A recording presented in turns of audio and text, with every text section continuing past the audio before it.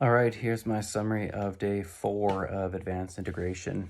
It's interesting how 4 days of getting up fairly early because it's in Lincoln, Nebraska time, so a little bit earlier here on the West Coast, or I'm not on the West Coast, but close to the coast. Anyway, getting up early 4 days in a row. It went by surprisingly fast. Man, it's a ton of information, but it went by surprisingly fast for a 4 day course. It's a lot, but man, it is well worth it. Let's put it that way. So in day 4, we talked a lot about scoliosis, actually.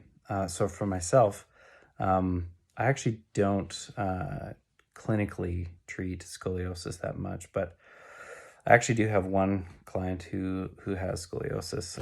Been very interesting to see her X-rays as she's matured through teenage years now into a bit later, and to see her spine straighten up. And there's a lot more. It's not me. It's not all me. Please don't assume that. I'm not like the presenters here from North Carolina.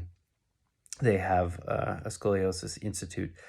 And it was pretty fascinating to learn about that, to their forms of treatment using PRI methodology, and other forms of testing and whatnot to really help these people with significant curvatures of the spine. But for me, what I took away from that, is this triplanar position and patterns that we all have. So, often again, when you look at scoliosis, see it in an X-ray, but it's like this 2D snapshot. But the amount of three-dimensional information that you can get out of it tells us a lot about this three-dimensional movement that we as humans exist in. And at one point, one of the instructors took a towel and twisted it and then bent it to show it what a scoliotic spine looked like. But what they were talking about was, if you want to treat a scoliosis, you start in sagittal plane, because if you try to do the frontal or the transverse planes, you might twist that spine even further and make things worse. So for someone like myself, that's very good information because I can keep it simple. I can keep it in the sagittal plane and still, provide some effective treatment for them. And again, that's going to be very, very basic treatment. They would need to be seeing specialists to help them with their significant curvatures. But it was really highlighted the fact of this triplanar position and pattern that we all find ourselves in. And the difference between the two, so position or stance is, how we manage our load on top of ourselves, whereas pattern is like how we move our bodies through gravity across this earth. So how do we integrate our vision system, all of our sensory systems into this movement, and then overlay the psychological needs of why we're moving, like what is our purpose for moving around. So it was again very interesting and a pretty deep dive into treating scoliosis.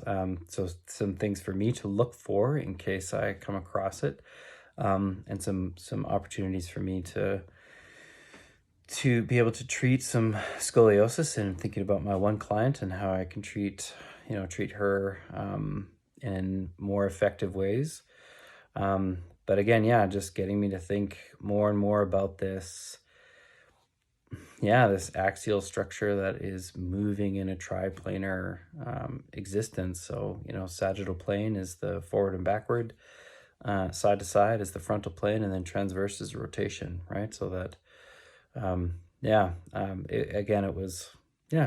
it's a lot of information. I'm a pretty slow digester, so this is the stuff that I take away and I reread some of the key components of the course and the information, think about it and learn from it. And again, it probably will take me a while to have some of these big aha moments, But what I want to do is go back through the notes that I take on some of my clients, especially my rehab clients, and just see the notes that I've taken, what I've done with them, and for the next session, like how can I better, more effectively give them something that is going to benefit them? How do I progress them along, especially ones that perhaps have been stuck, or I've been stuck with, and kind of scratching my head as to where to go next. I can take this information that I learned from this course, mull it over, think about it, and then start to apply it. And, the interesting thing is that a lot of this is based on the 3 primary courses. And I do find it interesting that a lot of what we do just comes back to those 3 primary courses, right? Mild kinematic restoration, postural restoration, postural respiration, and pelvis restoration. Those 3 primary courses contain a lot of information, but they contain essential information that, that we really just want to wrap our heads around. So again, me as a strength coach, like how do I wrap my head around this information and then apply it to my training clients? And then for those times when I'm working more as a kinesiologist, as a clinician, how do I again train my clients? So, rehab can be training, can be rehab can be training. Training isn't always about lifting heavy weights. Don't be fooled by that. And training doesn't always have to be lifting heavy weights. Sometimes it can be just about movement quality, tissue quality. How do we keep ourselves moving in these these 3 planes effectively, efficiently for whatever it is that we want to achieve? There's sometimes there is bodybuilding, which is the heavy weights, the high repetitions, going for the aesthetics, the look. But, most people that I train aren't really bodybuilders. They're sort of looking for movement quality or athletic qualities. And just learn how to adapt, what it is that the training needs are to that client so that they can achieve whatever it is that they want to achieve. So my takeaway from this, well, there's lots that I'm going to take away from this. One thing is that continual need for me to learn and then apply. So whenever I learn more and learn new things or am refreshed by old things, I do think back about the clients that I've treated in the past and how I could have treated them better, been more effective with my exercise prescription. And so I always think about what I haven't done. So I want to learn from my mistakes. And it was, again, so humbling to hear all these instructors who have far more experience than I do, far more intelligence, far more learned, but all of them said, that they make mistakes, they learn from their mistakes. And I think that is a big takeaway as well, is to not think that I have all the answers right now, but to take whatever information I have been granted, I've been able to receive, take that, digest it, and to apply it as best I can for the client's needs at that time. So I hope I continue to grow. I look forward to the next PRI course that I can take. I do really hope that someday I can get back down to Lincoln, Nebraska. It's very difficult for someone like myself who's just independent. I don't work for a big company. And in my location, so in a smaller town like Kelowna, BC, to get to Lincoln is always a 4-city flight. So, Kelowna to Vancouver to Denver to Lincoln, or Kelowna to Calgary to Minneapolis to Lincoln.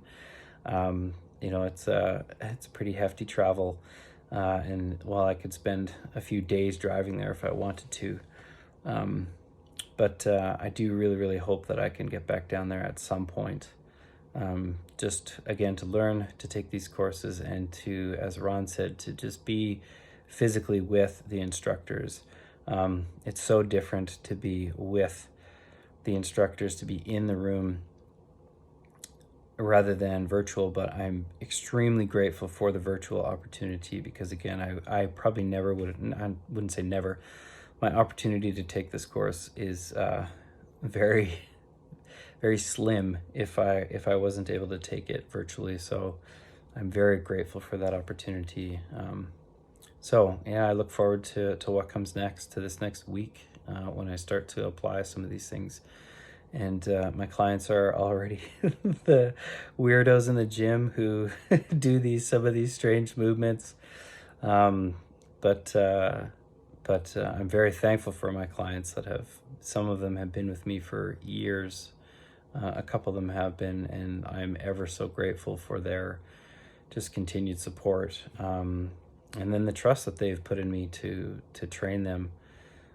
It's again very humbling, and I'm very, very grateful for all of you, and you guys know who you are. So I'm very thankful for that opportunity. So I hope I can use this information to better train you guys, and also for any new clients that come along, whether you be rehab clients, whether you be just regular lifestyle clients who are just trying to be healthy, trying to move better, or to move without pain, and then my athletes that I potentially will train in the future, whether young or older. I look forward to working with you. So thanks again for sticking with me. I hope you enjoyed these little videos. Again, if you want to reach out and chat about any of this stuff, please do so. I'd love to. I'd love to. So thanks again, and thanks again to the Institute for putting on this course and making it available to someone like me.